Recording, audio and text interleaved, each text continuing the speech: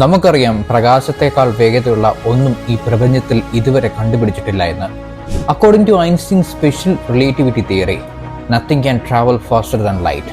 പക്ഷേ പ്രപഞ്ചത്തിന്റെ വലിപ്പത്തിന്റെ അടിസ്ഥാനത്തിൽ പ്രകാശം സത്യത്തിൽ സ്ലോ ആണെന്ന് പറഞ്ഞാൽ നിങ്ങൾ വിശ്വസിക്കുമോ? പ്രകാശത്തിന്റെ വേഗത ഏകദേശം 3 lakh km/s ആണ്.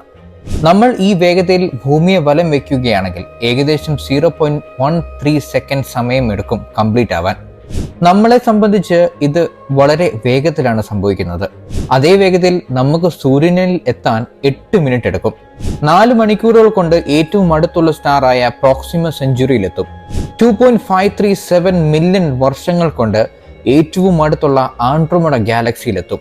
46 ബില്യൺ വർഷങ്ങൾ കൊണ്ട് ഒബ്സർവബിൾ യൂണിവേഴ്സിന്റെ ബൗണ്ടറിയിലെത്തും. പക്ഷെ അതിലും വേഗതയുള്ള ഒന്നുണ്ട്, നമ്മളുടെ മനസ്സ്. ഇതുപോലുള്ള സയൻസ് വീഡിയോസിന് വേണ്ടി അക്കൗണ്ട് ഫോളോ